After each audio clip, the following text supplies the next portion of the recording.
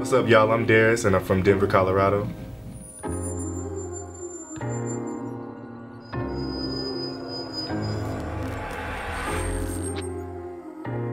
Finally dropping my first official project. It's called Bittersweet, going in stores supposedly August 30th. That's the date I have right now. It's going on iTunes, Amazon, Spotify, Beats Music, anywhere you can really stream or buy music. And locally it's going to Angelo, CDs, and more. I mean, when I named it Bittersweet, I knew I was gonna get, a lot personal with it, really deeper than just the normal standard that I usually did with my music. You have the ability to rap, ability to make words and, be so profound with it. And I think that's sweet, but it's bitter because, rapping is such a hard talent to really get famous off for, really be noticed or recognized for. So that's pretty much the bitter part, with all the doubt and, all that extra stuff that comes with it, trying to reach your goal of being, who you are. I was talking about depression, how, my family really puts a lot of pressure on me to succeed and be the one, that goes to college and gets the full ride scholarship and everything. When that didn't happen, they kind of stopped supporting me, and just a lot of things fell apart. So, all I had was the music, and since that itself isn't really a guaranteed career or guaranteed experience, that's why I was feeling depression when I was writing this album. It has closed the gap. I feel like this steps up another level of success in my career. It's never gonna really fill the gap until I actually get it, get signed or get a deal or anything like that. But it definitely helps that I'm making moves, and a lot of people are supporting me with this tape. I feel like that was important in terms of being my first album, people really getting to know who I am as a person, So I wasn't afraid to cross that boundary at all. And I mean, I don't say anything that's like, oh my gosh, he just went there, Like, my life isn't that crazy, it's not that controversial, but, when you're talking about depression within yourself and you're talking about influences at such a young age and being able to succeed at such a young age, I think it definitely separates yourself from a lot of artists, that are even, older and, already in the game. It really separates yourself in terms of what can the new generation bring.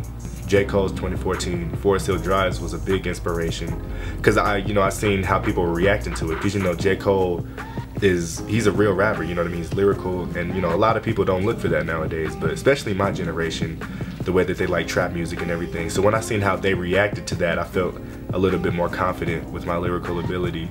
And then when Kendrick Lamar dropped To Pimp a Butterfly, that really crossing that border of because everybody was expecting like Good Kid, Mad City all over again, but when he came out with something that expresses him and something that's deeper than just the regular stuff they hear, and people really like that. So it gave me the confidence and the influences to really be myself on this tape, instead of trying to fit in with the rest of whatever everybody else likes. I do have one song on there named after somebody. It's a girl, Alexandria, and that really ties into a lot of things that I felt. I think that was one influence that I had in terms of just emotion-wise, when it comes to our generation and how love is. Definitely my friends and different experiences I've had with them that really tied together some of my lyrics, because I was like, I've had this and I've had this, and then those experiences really formed who I am. Even then, I could never talk about money or getting women and fast cars, because I just ain't living that life right now. And so it's not just rap idols, it's also people in my life.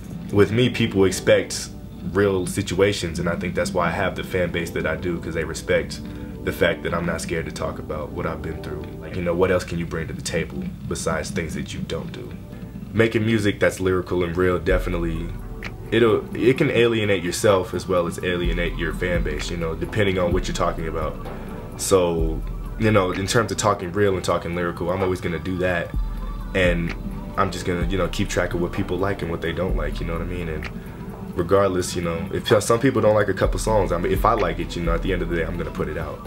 But I'm definitely gonna see how people react to this album. I feel like personally, I have two different sides of me in terms of when I make music or just in general.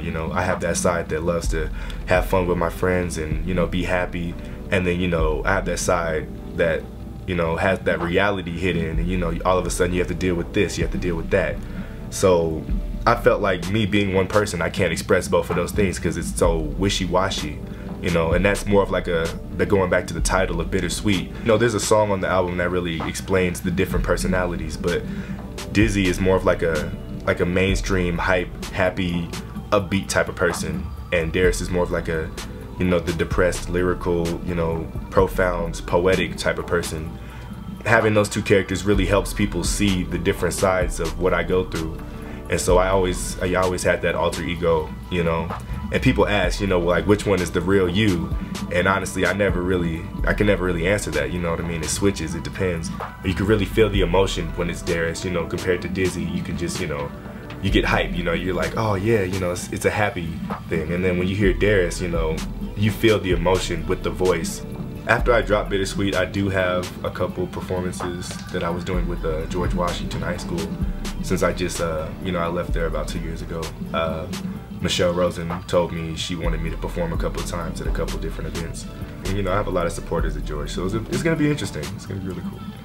In terms of bridging myself from other rappers in general, me being so young, being so lyrical, really is almost impossible to find, you know what I mean? In terms of younger rappers, anyway, you know, I feel personally, the way that I rap compared to most of my friends or most of the people I know, they're too basic with it. They're not basic, but they don't go to that level of, you know, personal or, you know, just realism in itself. And I feel like with my music, I really touch that you know, strand of reality, you know, in terms of my life and in terms of life in general.